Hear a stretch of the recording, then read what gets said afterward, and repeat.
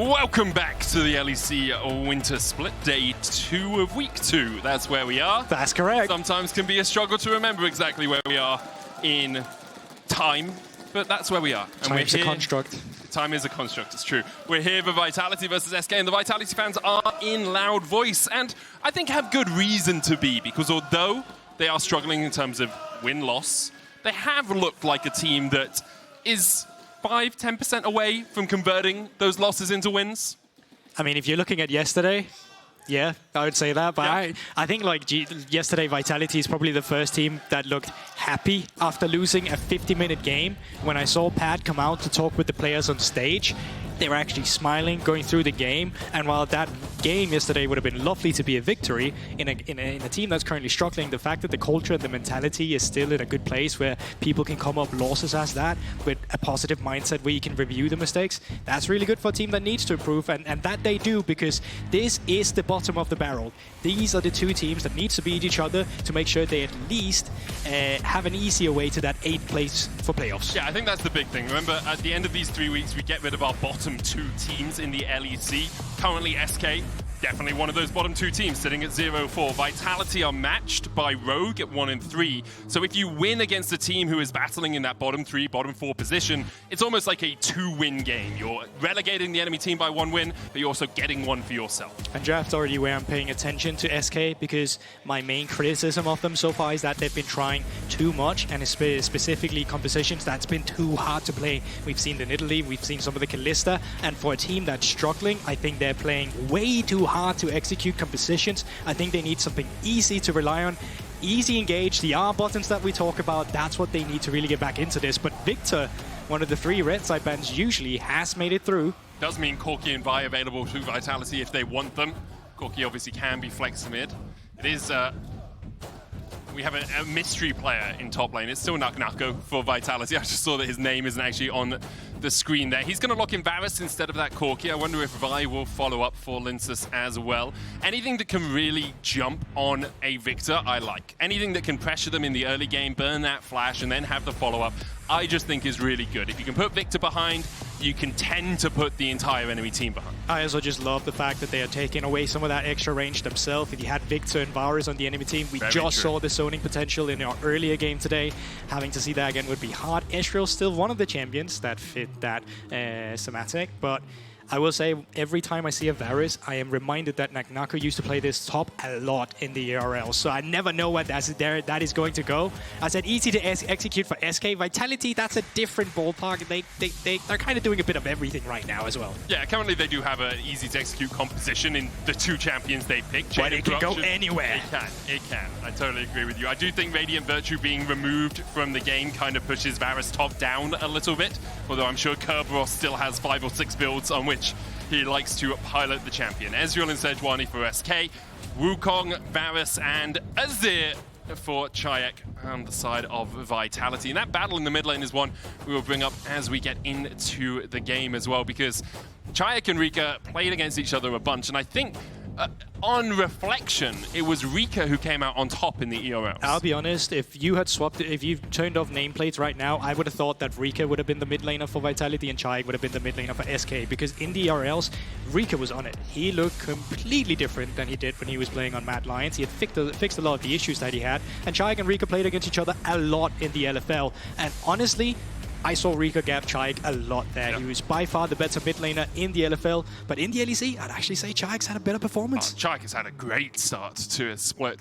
Talia game 1 as well was one that will go down in the ages for him, at least. Poppy and Alistair banned away by Vitality. Rakan removed by SK on this second rotation. Lots of support bans coming out. No real surprises when Hilly is on one side. Rahel as well taken out. You can see that SK are like, we don't want you to have a wombo for your combo, with the Azir and the Wukong and the Varus already locked in.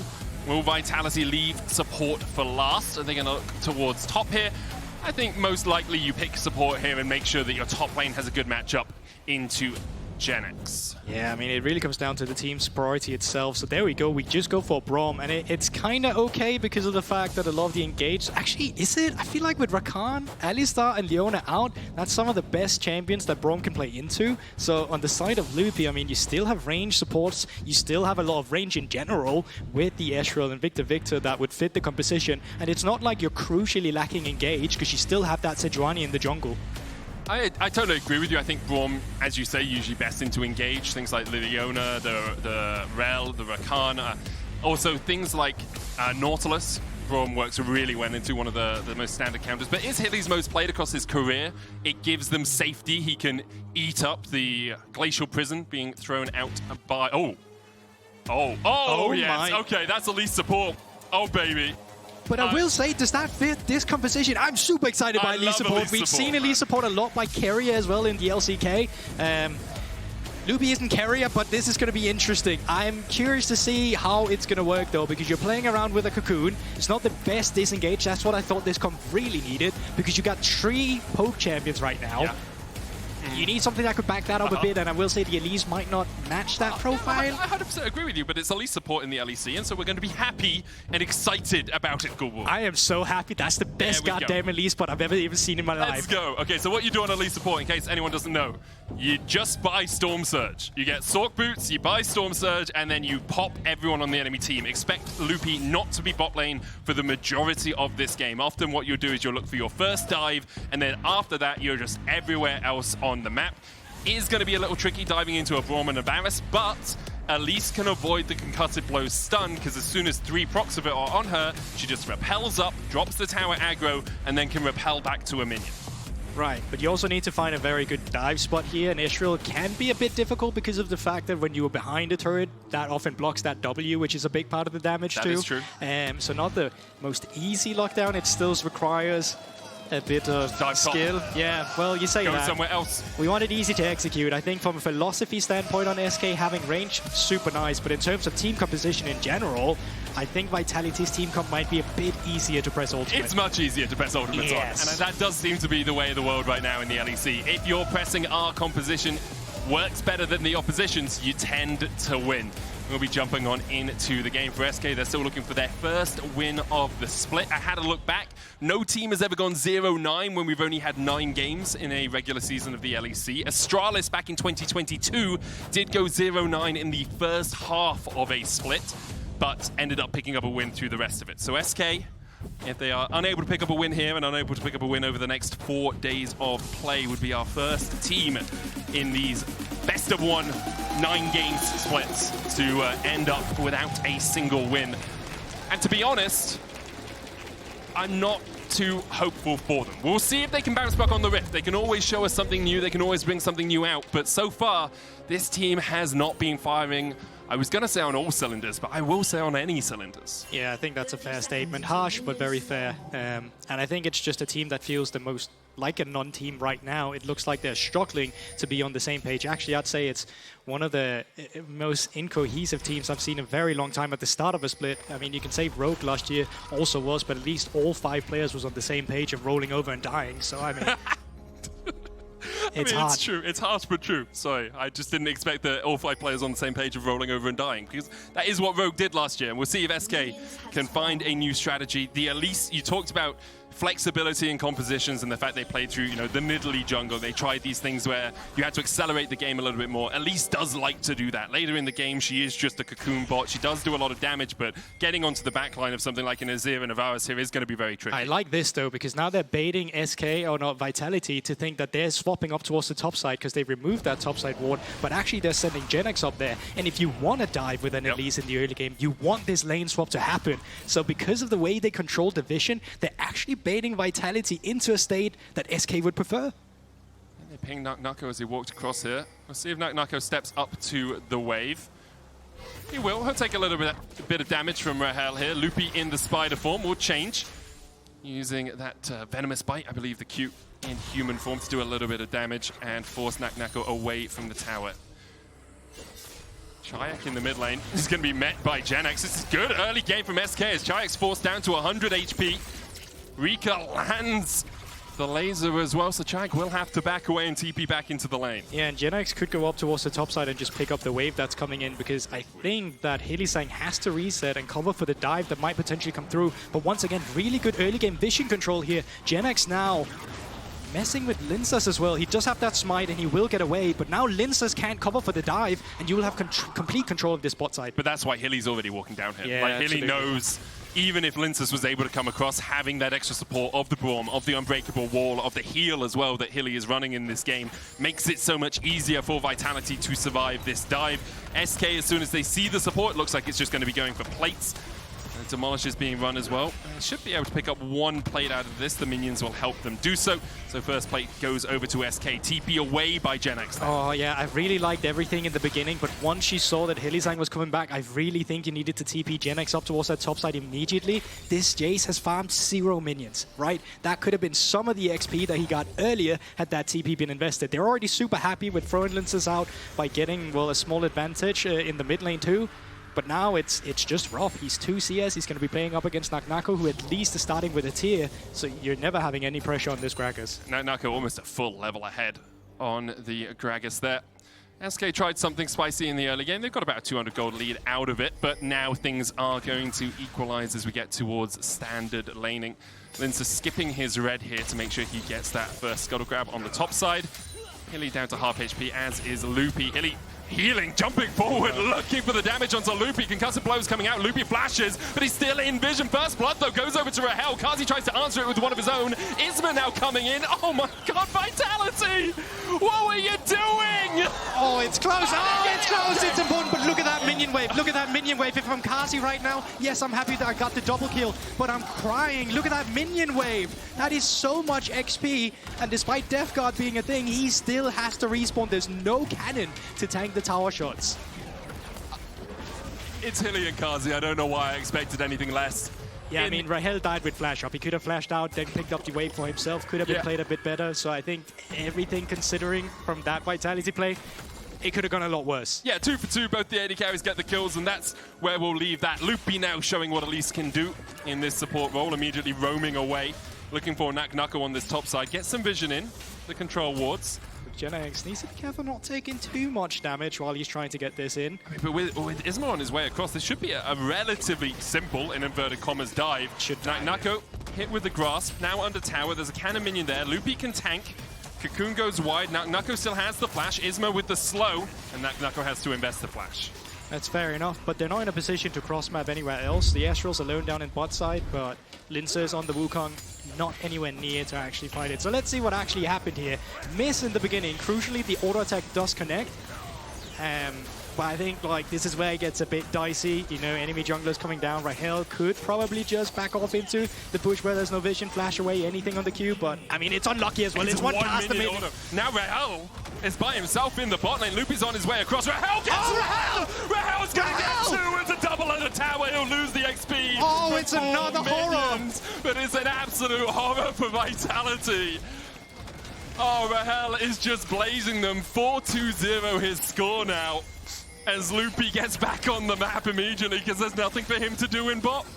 Oh my days, I mean, if you wanted your AD carry to get ahead, I mean, why even happen? We only came through this halfway, and I mean, Rahel's doing I mean, it's a bit greedy being here in general, but somehow Carzzy takes aggro! Well, because he autos first! That's how he takes aggro! Hilly didn't get in range to get the auto down. Oh no! Nako's now dead in the top side as Isma gets his first of the game, and we asked for SK to come out firing. They've done exactly that.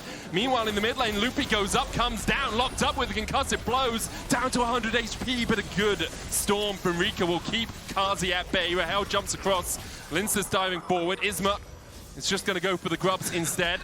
Vitality took 1 of them, so SK will only be able to get 2 from this initial spawn, but Hilly and Carzzy... Are we still going? Really, Hilly? Are we still going? I don't think we should have been. I do not think we should have still been going. I'm going to be honest. I don't even know where to start. Well, wasn't it yesterday that Hilly took 40 minutes until he died?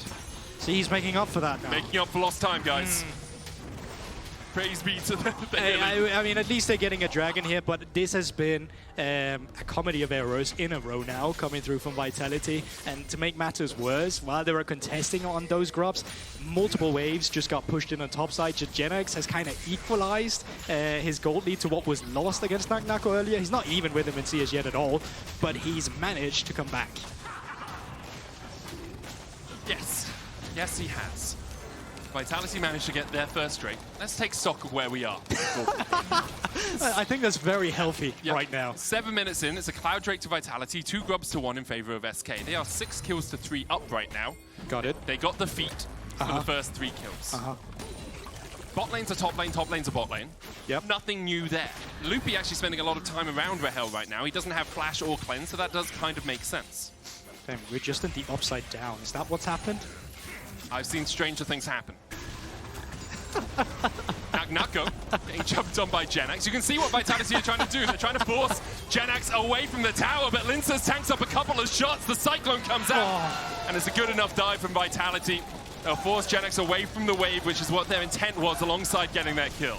Yeah, but now Crossmaz on top side, there's priority from Rico, so he's moving up as well with the Viktor. Czajek doesn't have TP. Nako does have a TP to defend, should it be necessary, but he's very low. He'd have to recall before he can really do it. I do love the fact, we made a graphic to talk about Rico and Czajek, because we thought it was interesting how the roles have reversed from them being in the ERL to now. And the first 8 minutes of this game have been about anything but Rika and Czajek. I don't think they are the point of focus so far in this matchup, although Rika has been able to pick up an assist. Isma trying to steal away these Razor Beaks while Lyncas waits in the bush to try and get one for himself. Didn't quite see who landed the smite there. I believe that was Lyncas with the Q smite. That makes sense. Good execute for him there. Rika's going to hold this minion just outside of tower range, but it's mid lane. Holding a freeze is basically impossible. This means that Czajek has to hug that bottom side because Isma is on towards the top. Okay, so let's actually talk what's going to happen now, because we got 1 minute and 40 seconds till Grubs comes through. Right now, you're not really in a position where you can punish on anyone. You can try and burn some flashes if you want to, but kind of want to hold on to like your Sejuani ultimate or anything like that before that fight really breaks around Grubs. So we're not going to be seeing much. I can promise you we're going to be seeing more action of the top side unless they decide to cross-map in bot lane with Vitality. They might do. Loopy that's manages nice. to stop That's both so the recalls nice. there. And nicely done by him right at the last moment. Hylissang will stay around. As for Carzzy right now, Hilly does have 6. Loopy hit with the Winter's Bite. In the end, it looks like Carzzy and Hilly are just going to catch this wave. I mean, we were talking about Loopy in general. Like, he's had some oopsies, but on the Elise support right now, he's been fine. And I actually think he's been doing very good. So good to see those signs of Loopy. Yeah, it doesn't really matter if he gets level 6 as well. We talked about the level discrepancy with Hylissang, but it's Elise, right? You already have your ultimate from the start of the game. Oh, they're going to get stopped again. Unbreakable comes out from Hilly. And Carzzy could have kept his recall going. Loopy still another volatile Spiderling, just to be a little bit of a nuisance. Carzzy is going to finish his base, and he'll run back up towards the top lane, it seems, with Lyncas coming across as well to try and cover. But there's good vision for SK in that top side jungle, so it's going to be very hard for Lyncas actually to make a way towards this turret. I wonder how close to Triforce Rahel is as well. He's got a lot of gold from the kills he got. The plating's coming through now as well. But I don't think he's going to be in a position where he can get that big first item power spike before the game Rift Grubs comes through. There we go. Hilly getting really aggressive. Looking for the stun. Loopy coming across again. Cocoon landing onto Carzzy. Hilly down to 400 HP or so. Lyncas here, but he's been tracked the whole way through his jungle. Glacial Prison only hits onto the decoy there. Let's force that W out, but not an exchange that Isma really would have wanted to make. However, they do gain control around the Grubs from it, and it should be 5 Grubs going over to SK. Yeah, but Genax is staying bot. He doesn't have TP. Nako's already coming up, so they're in a great position to fight here's Vitality because Isma already used that ultimate, as you said. Yeah, they have a man advantage. Isma might just look for 4 here. They're not to consult away. Nako looking for the flank. He's hit with the Cocoon. Loopy has been on point with those. Vitality will take the last remaining grub, but it's 4 to SK. And because Genax didn't move, he now has those Void Mites spawning down towards this bottom side. Will be able to get himself a plate. Yeah, that turns out to be a super solid play for SK again there. So very nice to see. And, you know, I talked about the disengage that SK needed. So far, Loopy's been doing a really good job with those Cocoons to be disengaged enough to make sure his team can get out. I think it becomes a little trickier as we get towards team fights if those do begin to manifest, right? He's had obviously, Cocoon is it's not the longest cooldown in the world, but it does still have a cooldown. Loopy looking for Czajek. force him across the wall with that neurotoxin. True Shot Barrage doesn't quite connect onto Carzzy, but Drake up in 26 seconds time, and it is SK who have control of the bot side, and a lot of that is through Loopy. Like, we started off this game saying SK had to show us something. We said they've been disappointing, which no one can doubt they have been, but they are definitely showing up in this early game. 12 minutes in, a 1.3k gold lead. Yes, the first Drake went to Vitality, but look at how much control SK have on that bot side now. Yeah, and even with the items coming through now, Yashin's going to help you a lot going through this turret. Play coming through from Isma as well. They could dive Nako here. No one is around to defend him. So Gragas is so hard to dive him. He goes in with the body slam, flashes away. Isma with the lockup, the ignite ticking. And there's the repel from Loopy to avoid the final tower shot. Hylissang and Lyncas on their way across. Rahel looking for the tower. Hilly flashes forward. TP coming in. Counter TP by SK as Rahel dashes away. No flash on him now. Does have the cleanse, but Czajek puts him back. He dashes across the wall. The Cyclone will lock him up in the end, and as much as Rahel can try, he can't escape. Lyncas and Czajek. Hylissang now running for the hills, dashes back to a minion. The stun going in from Isma as well as Lyncas will fall. Czajek and Hylissang trying to escape to their tower, but their tower will fall over with just a small breath of wind. A double for Rika. He's looking for more. Czajek underneath the turret can put up the sun disc. If that tower does go down, that might, can it? No, not quite. Take down the turret as of yet. Vitality unable to defend against the power of SK in that bot lane play, and the tower falls at the end of it all. Damn, no one picking up that local go there, I think, on the turret, but still, either way, Rahel bought so much time. The fact that no one, though, was around to defend Nako on this becomes a bit of a disaster, because they get the kill, just barely, I will say as well. But it's what happens after, it's Rahel's movement, it's how much he forces the enemy to invest. Hylissang forced to use his flash for the Q, misses the ultimate, and then Rahel with the arcane shift over the ultimate, forcing Lyncas to flash in as well. He made this enemy use so many tools to try and kill him. Loopy might be dead here, doesn't have the flash, did have it, but Chain of Corruption enough to lock him down. Isma on the Drake as well, as Vitality just want more of the action. They have the numbers advantage as well, because Genex is in the top side and Nako is in mid. Genex does have TP. Isma should be able to jump out of the back of the pit. Nako now on Rahel, who, remember, has no flash. Knocked into the wall, but it's not quite enough to take down the Ezreal as of yet. The Drake begun again by Vitality. They will secure their second of the game. Yeah, but it is traded on the top side. They get another turret this time around for Genex, so it's not like they're not getting anything. And once again, really nice movement from Rahel, making sure he's not falling in that mid lane exchange. I wonder if we get over Ruinous this game. You know, 15 kills, 2 towers going down. Well, I will say, I'm not fully sure what the new threshold exactly is. I'm pretty sure they never actually said anything, but I mean, yeah, it's true. Honestly, with the amount of bot lane fights we saw and the flashes in and the damage that's been exchanged, maybe. I feel like maybe it is going to spawn down towards the bottom side as well. We're making statements on this broadcast. It's like trying to predict how much bounty gold someone's going to have, you know? We don't know the numbers. 297 on... yes, we do. Okay, it's not predicting if you just read it off the screen, Guldborg. Oh, I can tell you the match of the week as well is G2 and Fnatic. A good prediction there.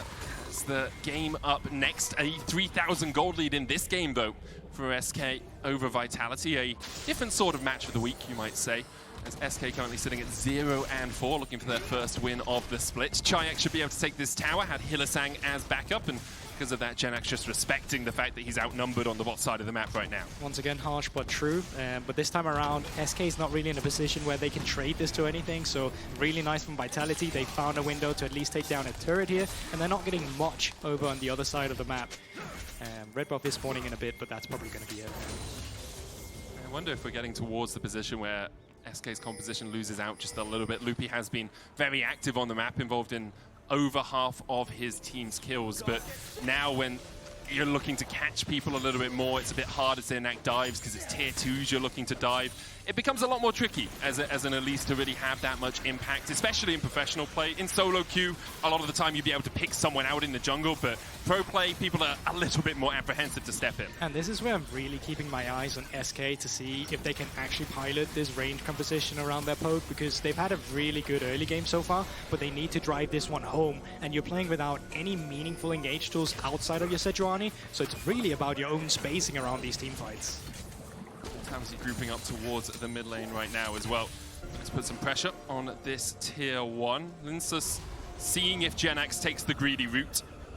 He takes a moderately greedy one, but not greedy enough to be caught out because he had Isma waiting just around the corner in case anything did begin to go in an untoward fashion. Loopy caught out, jumps to the blast cone. You can do that on Elise. She's a slippery spider. An agile arachnid, you might say. Terrifying tarantula, and then that one's a trapezing tarantula. There we go. My English is way too terrible to contribute to this Do conversation. it in Danish. What's spider in Danish? Well, now you're just going to mess up my wires in my brain. So let's not go down that route. My mistake, my mistake. But for the moment, still only a 3,000 gold lead for SK. We see things slowing down just a little bit. There aren't those neutrals to fight over. Drake 2 minutes, Atakan 2.5. You see Carzzy putting a lot of damage down onto Loopy. Wow. It's one of the weaknesses of the Elise, right? She is very squishy, already down to half HP. Nako looking for that flank position. Ping's coming out towards him as well as the cocoon just short of landing onto that Gragas. This is also where you take a look at Vitality's composition again, right? Where we're talking about the spacing from SK that they can buy themselves with their champions right now. It is also the ease of execution that Vitality will have going for them. And as you say, Medic, the gold lead's not gigantus. So it could be very difficult if SK were to make a mistake and Vitality maybe come back. Yeah, it really feels like how the next couple of team fights go, right? Because Vitality have already got 2 Drakes, so you don't even have a soul win condition for SK. They can't really accelerate the game. If Vitality say, hey, we don't want to fight the next 2 dragons, what can SK do about that? It's very hard for them to deliberately force a fight unless it's finding these picks, but Vitality are playing safely around the fact that these picks don't materialize, right? Loopy is looking for that vision, trying to get into the enemy jungle. You can see right now he's stepping up towards that bot side, but it's superficial deep vision. I know that sounds like a bit of a misnomer, but it's not towards where the wolves are, it's over the wall from the river. And another one as the crowd erupts. Everyone confused by superficial deep vision, apparently. Pause has been reported to League officials. They are gathering information on the cause. Which means we don't know what's happened yet. League officials may. SK initiated it, so we do know it's come from SK. See some chatting happening, as you would expect during a pause. But yeah, it does feel very much like we are building up towards the team fight, right? I think if Vitality win the next team fight, they kind of just win the game. I mean, I would agree, because that's the turning point where you stop the momentum of their dragon stacking as well. So, I mean, at least from the side of Vitality already having to... Wait, did you say SK Vitality? I think if Vitality win the next team fight, they win the game. I think if SK win the next team fight, they are better positioned to win the game, but I don't think it's as cut and dry if SK win. I agree. I think Vitality really can't force, allow themselves to fall further behind, just because the sieging will almost become impossible once you start playing into these range. And once you get to these moments where you can't even approach the neutral objective, much like we just saw in our previous game, that just becomes impossible. Yeah, it's going to be very difficult for them to play it. There's a peripheral issue, as you can see on your screen. League officials will be investigating it. And I do wonder for SK, we've talked a little bit about how obviously they are currently winless in the LEC. Their next matchups, tomorrow they face up against MKOI, which is not going to be an easy game. Damn. Then they have BDS, Rogue, and Fnatic. So I would say 2 of their remaining 4 games after today are winnable without a big upset. I would say anything more than that would be a large upset. For SK to be MKOI or Fnatic, I think is quite a gigantic gulf to surpass right now. I agree. So this game is really make or break. Like, I don't want to count a team out after only 5 games. But I think if they lose to Vitality here, I don't see them getting any more than 2 wins the entire split. Now that's predictive casting right That there. is predictive casting. But I do agree. I think BDS and Rogue are in a position where they're not so clear-cut in terms of their own strength right now. At least they're kind of hard to quantify. Really, well, I don't know the word that I'm looking for. Yeah, quantify. That's the word I'm looking for. Just because of their showing so far. But I mean, even still, then you're right. Like, this game has to go to SK if they really want to contest for the top 8. Yeah, to get into that top 8. Vitality, on the other hand, obviously in an okay position. They still want to be picking up wins. Only picked up 1 so far. They have a slightly easier strength of schedule. I don't know. It's hard to say because they play Vitality. Do you want to let me know what their schedule is? They play Rogue, KC, Heretics, and Giant X. So like Giant X look crazy good. KC look crazy good. You could say it's a similar. I think it's like 2 that maybe that's kind of beatable, and then 2 where you think right now on paper it looks like you're going to lose. Yeah, and I think although Vitality have looked better than SK, I wouldn't put it past them losing to a Heretics or losing to a Rogue either, right? I think Vitality have a bit of variability in the way they play from time to time. exemplified by the 2v2 that we saw in the bot lane. But that is what makes them so exciting to watch. You never know what you're going to get. They're a lot of fun to watch. And I think SK so far this game have been a lot of fun to watch as well, with the Elise support and with Loopy being out on the map, right? I just don't think it gives you the best option to win games if you are as explosive in a not very controlled way as sometimes Vitality are. Like, Hilly died 3 times in the first 5 minutes of this game, you know? You know what? I think watching... do I want to say that? Yeah, I think watching Vitality is probably a bit like what Scrims feels like at times, where they just go fully in. Oh, 100%. I entirely agree with you, and I love them for that. I don't think it wins you the league. I mean, okay, so let's go. Is that the current objective that Vitality needs right now? Because I think that them winning Winter, absolutely impossible, right? Okay. I mean, but that's also the question in general. What is this Vitality project? What is it built towards to achieve? Because you know you have winners on your team with Carzzy and Hylissang in general, but you got new rookies coming in here. How do you make them championship winners? True. I like the argument, right? Because it's very easy from an outside viewpoint to say everyone is trying to win the league. And obviously everyone is trying to win the league. Everyone is trying to win every game they play. But there is a sense of realism in saying, hey, we're not going to beat KC or MCoy, Fnatic consistently enough to win the league. But I will say, you should always have the mindset for it, and as long as the vibes are good, they have a foundation where they can build upon themselves and improve. And that loss from G2 yesterday, I'll bring it up again, they weren't happy about their loss, but they weren't devastated. And there would have been so many teams who'd lost a 50-minute game where they had soul, where they were in a position where they could win, that would have been devastated if they lost that game. That's true. I think we see Rika just doing a little bit of a hardware swap right now. You can see that on your screen as well. I assume it's Rika because he's the one who is talking to the referees. So as soon as that hardware swap is done, obviously we'll get back, and Rika is happy with the hardware swap. We'll get back into the game. We're not just going to give him a random, you know those mice that had, did you ever have the rubber ball mice? Yes, I did. Yes, I did. I don't think most of the modern generation understands the pain of a rubber ball mouse. We can give him the MERS. Was it Curb that used to play like with the... Well, no, Curb played with the one where his thumb was on the ball. Yeah, exactly. But there were mice where there was a rubber ball in the bottom. The bottom was the one I played with myself. And you could take it out. And clean it. Yeah, if your mouse was moving funnily, you would take out this rubber ball, you'd blow on it, and then you put it back in, and for some reason that would make your mouse smooth again. It was this weird... There was a whole... I mean, it was a rubber ball that was collecting dust, and because of all these things... I understand the mechanics of it. Oh, okay, fair enough. I do. Sorry, I'm an analyst. I break down mechanics. As a millennial, I was there. Don't speak the ancient magics to me, okay? As a Gen Z, I had a VHS and cassette player. Yes. I think there was a whole generation of electrical appliances that worked better if you blew on them. Because VHS, if you pushed the thing up and blew into the hole, if the VHS wasn't working, you had to blow into it. The SNES and the N64 cartridges, you had to blow into them sometimes. Right, but then we entered the era of PlayStation. Then you started putting toothpaste on your discs instead. To get rid of the scratches. Yes. That's true. It's crazy. I wonder if anyone's ever tried that with like League of Legends stuff. If there's with toothpaste on League of Legends? It sounds like an exploit, and maybe I shouldn't go too far into it, because you can't really do it with a computer, right? It just works or it doesn't, I guess. So. But people, I guess turning off shadows is a way people make their computers run better so they can play League at higher FPS. Yeah. Turning off shadows is the modern generation blowing on a VHS tape. That's the conclusion I've reached from this. I like this conversation. Yeah. Thank you very much for that conclusion as well. Well, we had to have a conversation as we were just waiting for the game to restart, and that was the conversation we were going to have. And for now, I believe people are fed up with our conversation, so we're going to hand it over to the analyst desk. Take it away. You ever blow on a VHS? We're never fed up about... Toothpaste? Yeah, chit-chatting conversation about toothpaste. Personally, as a fan of the Sonic the Hedgehog movies, I wouldn't turn shadows off. Great addition to the genre and to the movies. What do you have to think about shadows? I just think about, like, Colgate. Colgate, okay. Nice branding. No, I mean, yeah, that conversation kind of derailed, but it is an interesting game we have here, because I was sitting backstage watching it, and I'm like, wow, this game is actually really, really funny to watch. Well, but it's not because the gameplay is particularly high quality, but we have a lot of plays that's happening all the time. Especially those dives have been very, very crazy. The bot lane dive into Rahel where he gets the 1v2 double kill, or like the early 2v2 kills where just like Carzzy barely killed Rahel with the last minion out attack. And really interesting champions, honestly. I love the Ezreal paired with Don't ask. It's a Vitality game. Of course I have a baguette. I'm French. I was like, you're brandishing it like I a will weapon. bonk you guys if you say something stupid about the game. Oh, so dear.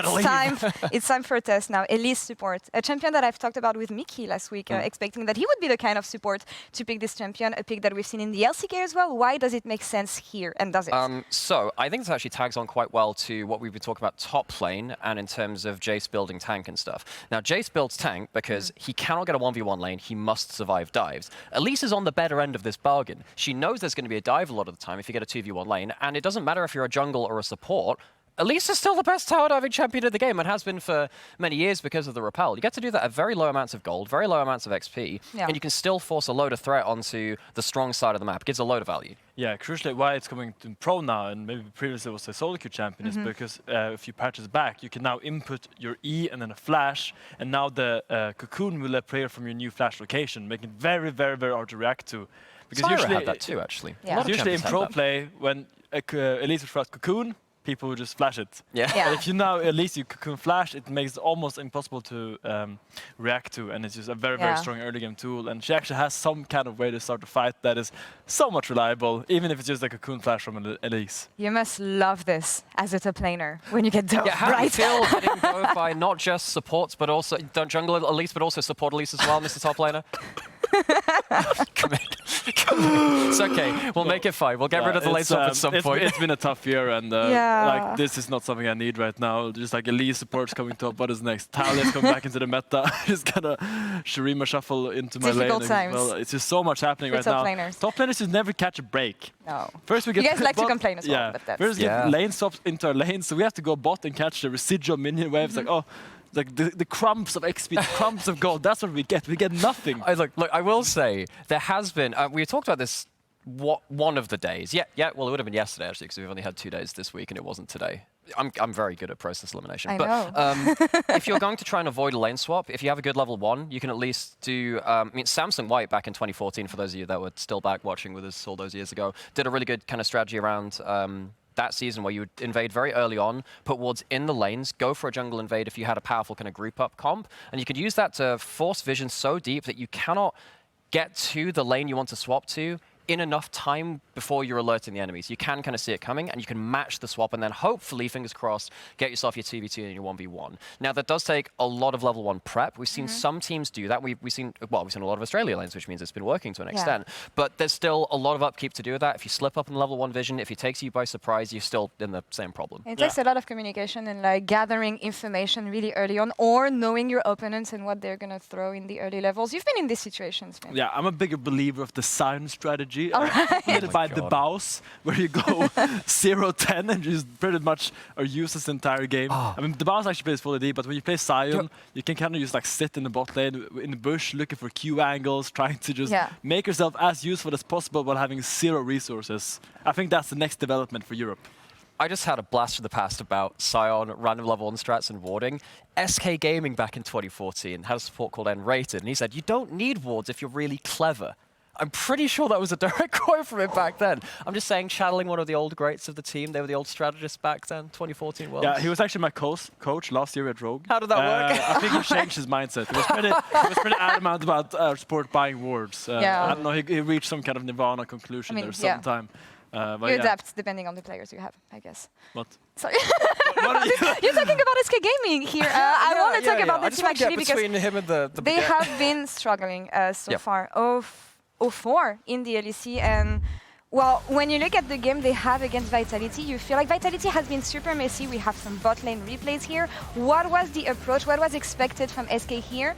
And are we satisfied with what we've seen so far? I want to quote something. The last time we were watching SK, I think Fane just said, wow, their bot lane is just too Korean. They're really good! This bot lane is super good! Carzzy apparently just about got away with that one. I love this. So he's vibing. But the bot lane of SK are really good as an individual piece. Even if the rest of the game is a little bit messy, the bot lane's really good. I think you asked me what the expectation was for SK there. I think the bot lane expected to just crash the wave because they're the jungler behind you, but then Hylissang just flashes on your face and you have to fight. Yeah, got a surprise surprise the enemy. There.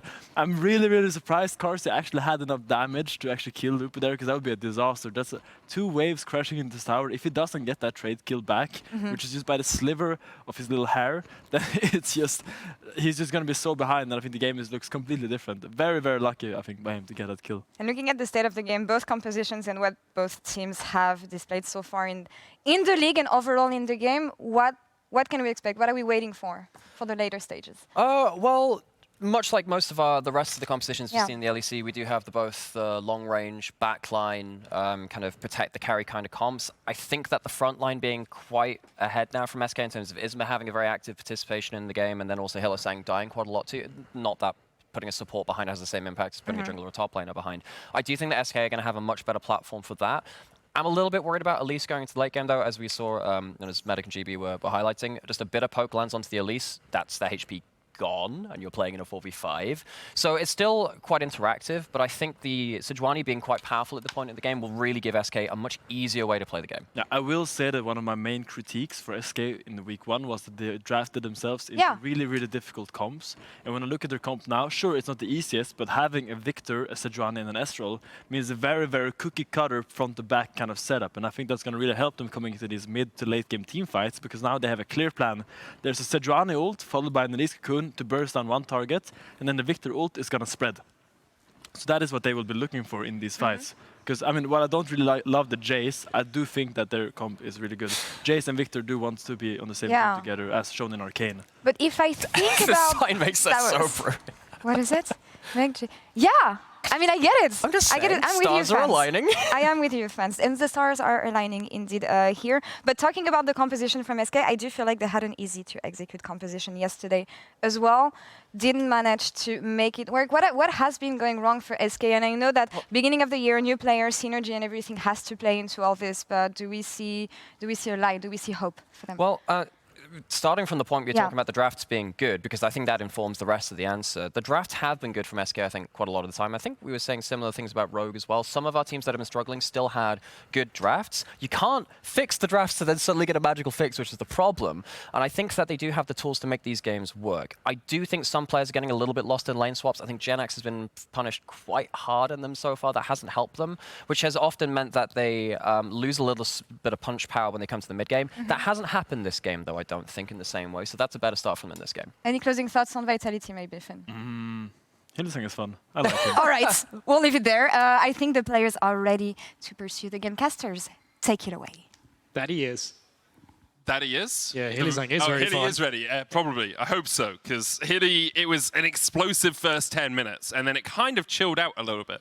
But we've only got about a minute or so until the next Drake comes up, so hopefully all guns blazing, let's get back into the action as soon as possible. Obviously, the players just going through the end of their ready check. We had a peripheral issue. One of the players' mouse batteries died, or the one battery in the mouse died. So, yeah, they had to recharge it. I'm sorry, guys. Like, there's not much we can do if the mouse isn't charged properly. I guess you gotta have 2 on standby or something like that. But yeah, I think we do usually have a spare on standby, but obviously something didn't quite work with that one. So, charge your mice. This is a reminder to all of you at home. Charge your headsets, charge your mice, because you never know when you're going to need that last little bit of battery. We are back into the game.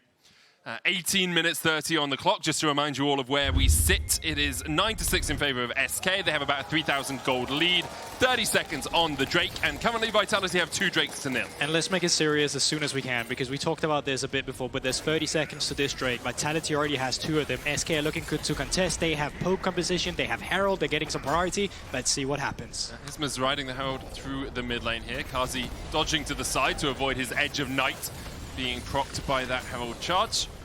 Tower will take about 90% of his HP, but currently still stands. GenX has TP, Rika's pushing through bot and has teleport as well. Yeah, but just from Czajek's positioning here, he doesn't have TP himself, so it looks like they just want to kind of try and cross-map here. You can already see Hylissang, Lyncas moving into the enemy blue side. They want to punish GenX on the weak side. That's the weakness we talked about with SK trying to keep the tempo of the game up. They lost the first 2 Drakes. It's really hard to force Vitality into fights unless Hylissang just face checks. because they don't need to fight. Vitality can wait it out. They can get 3 items on their AD carry, 3 items on their mid laner, and then be in a strong position to fight you later. Yeah, and I love that you're talking about items, because I think that's what they're waiting for right now with Czajek. He was the only one who didn't have, or at least he doesn't have the second item like Rika. And when you're playing this composition, you really want your Azir to be in a good spot. That was really nice from Hilly. Jumps in the way. Get down, Mr. Carzzy. Blocks the Glacial Prison. Isma should be able to get away from this. Does still have the flash. Lyncas jumping across the wall. Was hit with a cocoon as he was invisible. But Hylissang doing everything he could to keep Carzzy topped up there. Yeah, not much is going to come off that. Resets now coming through from SK. Gen X pushing out the top side. Jungle camps have been clearing bot, and I think we're just going back to our own sides here. But Artican's up. Who knows? Right. Maybe a team will force an Hylissang early and Czajek Artican. is not starting Artican right now. Yeah, it's voracious again as well. Wow. So You really wanted the Ruinous, didn't you? I like to see something slightly different. I will say the power of the Ruinous Artican is a little bit more hidden, because obviously it gives you a 20% buff to the buffs you're already getting. A bit harder to track. Isma is looking for something in this bot side. Hylissang has the flash. I'll have the stand beside me as well as he jumps over to Czajek. Loopy was coming in from the side, but in the end it's much ado about nothing as SK just gets a little bit of vision control towards this bottom side. So what are we doing down here? Are we trying to actually leverage pressure for Artican, or are we just waiting for Pride to come through and then move Rahel down? Because there's not a lot to get right now. Blue buff has just spawned. That could be something you're looking to get. You can poke your nose in there, prod around a little bit, but yeah, not going to get too much. And the gold lead that SK managed to acquire early in this game has not been extended at all by them as of yet. They are still only about 2,500 gold ahead. And it's a bit of a struggle for them to really find any avenues to force a fight. We talked about it a bit, like they're waiting for maybe a 6th dragon of the game soul, or a Baron fight, or an Artican fight, but for them to actually up the tempo of this game is going to be very tricky. Yeah, it could be a long one, and it's not like Vitality don't want to push lane and try and force a team fight around any of these turrets or neutral objectives, but I mean, Rico is such a big nuisance for them right now. He keeps clearing the wave, they keep having priority through Rahel in mid lane, so it's so difficult for them to be the one with the proactive move. Talking about Rika being a nuisance, he was a nuisance for Czajek last year as well in the LFL. 9 wins to 3 in 2024. Rika was really the up-and-coming mid laner, or one of the up-and-coming mid laners. Czajek a little bit lower on the totem pole in the LFL. Yeah, and I mean, it really sucks for Rika, right? Because he had that stint in Mad Lions. It didn't go well. He went back to the ERLs. He improved, okay? He was insanely good in the LFL and in EMEA Masters when he won that. And now he's back in the LEC and he's still struggling again. Might even be caught out by Hilly, or is Hilly the one getting caught? He flashes away from the Glacial Prism. Loopy flashing for the cocoon. Stand beside me used by Hylissang, but now he's being chased down, and once again, it's Hilly overextending and dying. Nako's TPing in behind, though, as SK look to collapse on top of him. Ooh, when they see that, he's flying in and he's out of there. Lyncas eats a Mystic shot. Nako should be able to retreat. Gen X will pick up those blood petals. The Artican, a possibility here for SK. They do have a man advantage. Oh, no, Carzzy having to flash away as well from Isma. Chain of Corruption going down. Czajek forced away by Rika. Carzzy now dead as well. The bot lane doomed to death together. SK find 2, and now the Artican in their eyes. Czajek's resetting. He does have TP. Lyncas still around. He's trying to come around from a flank position, but it's already warded out in that tri-bush, and now the resistance is getting cocoon. Loopy has been on point with these cocoons. Lyncas forced away. Not quite enough damage to kill off the Wukong. Force him down to 150 HP, but they will stop the Artican from being taken by SK. There's a possibility Lyncas heals off of the jungle camps and then immediately comes back. Vitality could start this up. You can see Lyncas will be about half HP after he's taken the Grom. I was going to ask, how desperate are we? But I actually think this map state now really favors SK because of Nako having to use that TP earlier that resulted in nothing. You now have that TP advantage on Gen X, and that means you can keep a lot more pressure on the map, specifically that top side, to help the rest of your team build that pressure around Artican. Vitality don't pull the trigger themselves on the Artican, instead just get control of the area around it. 40 seconds on the next Drake would be SK's second or Vitality's third. I will say, Medic, once again, I feel like Vitality is the one opening these leads to SK. I don't think SK did anything extremely remarkable there, but really members being caught out of position, and that's really what's costing them a lot of this game right now. SK are punished, right? That's exactly what they needed to do in this moment, because Vitality won't give them the full 5v5, right? Hilly oversteps, punish him. Carzzy oversteps, punish him. That's exactly what SK needed to do. We see the knockback on Rahel. He oversteps, punish him too. The cleanse comes out. He's able to dodge away, even with the Chain of Corruption landing. He's still at a third HP. Isma dashing away as well. Lyncas going for the chase, but Loopy puts the cocoon back down, hits Hilly. Rika trying to put some damage down from the side. No ultimate for Nako now, nor for Carzzy. Glacial Prism going out onto Czajek, unbreakable out from Hylissang. Isma still dodging in, dodging back, doing some damage himself. Janax takes a chunk from Nako. As Vitality now on the right side of the health bars. Hilly though down to a third himself. Janax being forced away by Nako. Isma looking to jump out of the back of the Dragon Pit. Rahel can't quite land the Mystic shots, and with Janax so low, it looks like Vitality have been able to fend off SK at this turn. That's huge for Vitality. That's going to put them on soul point. Resets are going to come through. I don't think Vitality is feeling as desperate to need to start this Archon, but just that moment right there, that's a huge win for them. Oh, it really is. They're on soul point for the rest of the game, and SK, if they ever look towards the Baron, they know, well, from 5 minutes from now, that Mountain Soul is a possibility, and such a powerful shield as well. As the game goes on, SK coming back out onto the map. They'll take their turn as Vitality took theirs to take the Drake. A couple of pings up towards the Baron. I wonder if SK will try and set up control around that side, or even Vitality could, knowing that SK will want to get control over bot side for that Drake in 4 minutes' time. Yeah, but I actually think that SK is getting a little bit scared with their leads and how they really drive forward this game, because they didn't, I mean, they put Janax in the side lane just in the beginning, but straight after that they were overgrouping again, even though they had TP advantage. I feel like that tier 2 could have been gone by now by the fact that you had that Jayce on the side. Janax sitting on 2 items right now. It is the damaged Jayce. Can't really build tank right now, so... even the AD Jayce, as we've seen, started going grasp just because it's grasp. It just works so well. Vitality do have control over the top side, though. You can see SK's invested so much in getting control over that blue side jungle, over that bot side jungle. The Vitality immediately can start off the Baron. Janax is coming across. It looks like SK know that this is happening.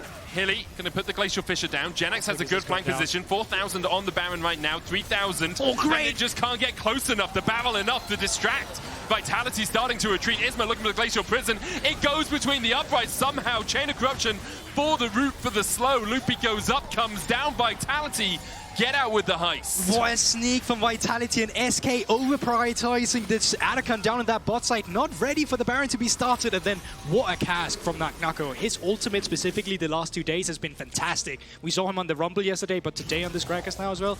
That is solid work.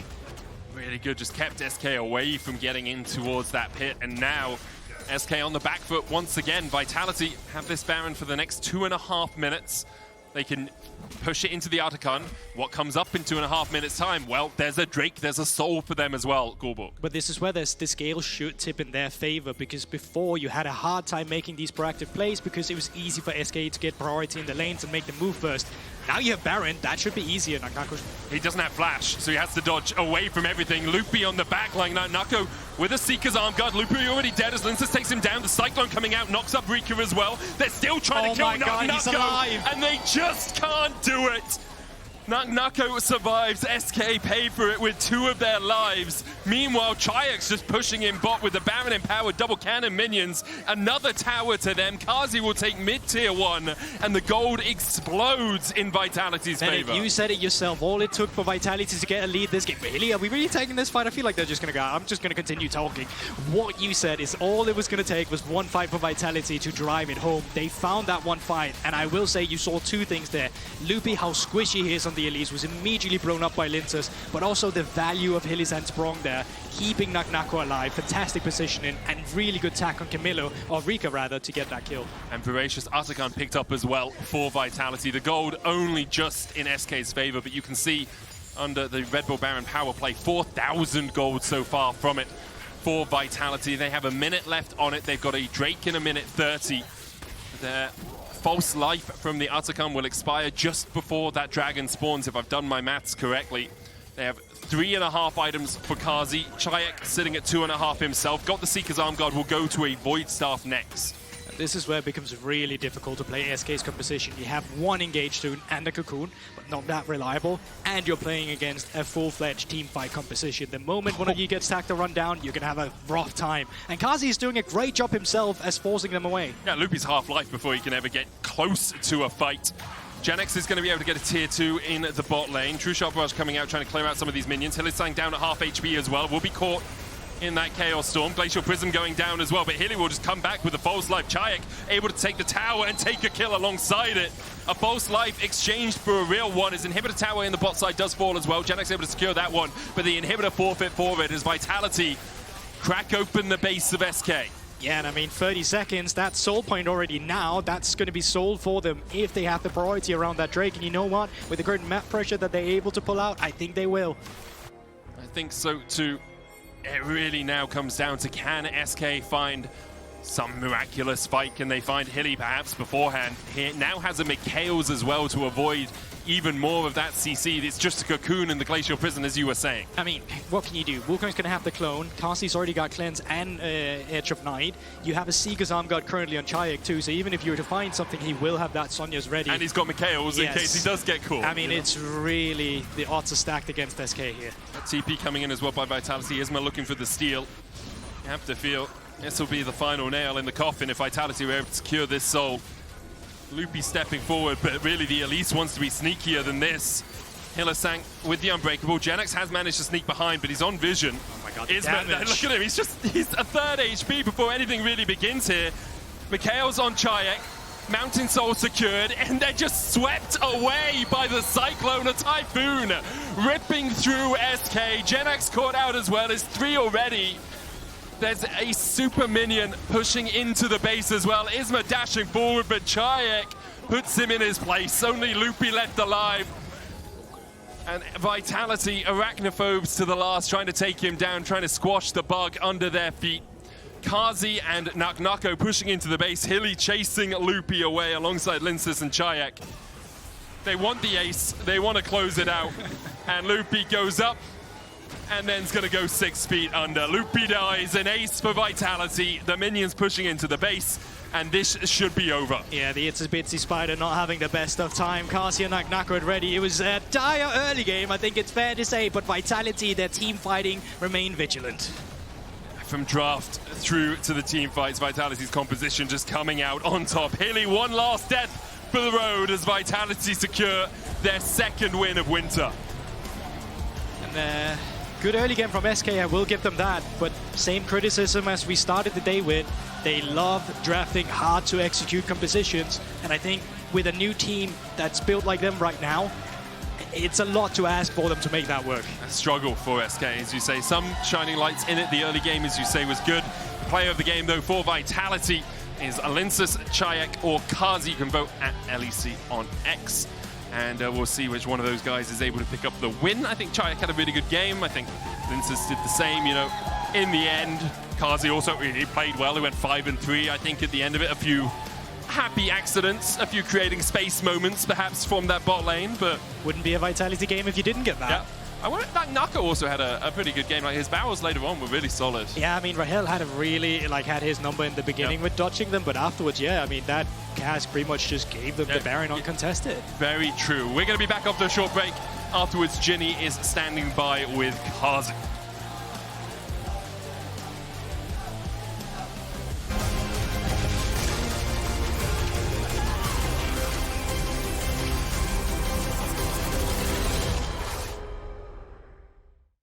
Flashes, but he's still in vision. First blood, though, goes over to Rahel. Carzzy tries to answer it with one of his own. Isma now coming in. Oh my god, Vitality! What were you doing? Oh my god, man. Oh, it's close. Oh, it's close. It's boom, boom, boom, boom, boom. Now Rahel is by himself in the bot lane. Loopy's on his way across. Rahel gets Rahel! Rahel's going to get 2 as a double on the tower. Hey, Braum, Isma, What do you mean? Okay. Yeah. Nice. How did you get him? Nice, good job. Welcome back to the LEC, everyone. Ginny here, standing by with Carzzy in the Marriott Bonvoy post-game check-in. Another win for Vitality. The fans are absolutely ecstatic. You know what? Let's start with that. Let's start with the fans. If there's anything you want to say to them, because they've been screaming for like the entirety of that game. Respect. Thank you guys for cheering for us. You have been very loud and that kept us going. We knew we are gonna win with this insane support. Thank you. Thank you. Aww. It has been a little bit of a rocky road for the side of Vitality, but I feel like that game gave the fans, but also you, I'm assuming, a lot of hope. So let's look at what's to come here. What is your goal for this split particularly? I mean, my goal with this roster, like top 4, you know, like that's our goal for the first split. Yes. And then by the end of the year, I really want to aim for winning the LEC again. So that's it. Those are pretty good goals. I respect it. When you're looking at this roster, particularly, as you said, for this split, it's to be top 4. What do you think would be the biggest obstacle in the way? The biggest upset? Obstacle. Oh. Well, the biggest obstacle for us will for sure be playing mid-game against the better teams, because I think that's where we slack the most. Okay, well, you live and you learn, right? Like, at least you know the mistake, so now you can work on improving it. How would you approach that as the AD carry? I mean, for AD carry, it's like, it's a lot easier than for the solo laners, because usually it's the solo laners playing like side waves. AD carries are just on mid wave and following team, like most of the times. So, I don't know, I'm just doing my job, you know. I don't want to talk to the job of the rookies on the sideline. You know, you're also doing your job by keeping the morale high for the team, so that's impressive. We saw some of the clips, some of the noises that you make are pretty funny. Would you say you're the clown of the team? I don't think so. I'm the most serious person then. I totally agree. Yes, for sure. Thank you so much for the interview. Appreciate it. Thank you. We are ready to send this over to a break, and we'll see you on the other side with our match of the week. Fnatic going up against G2.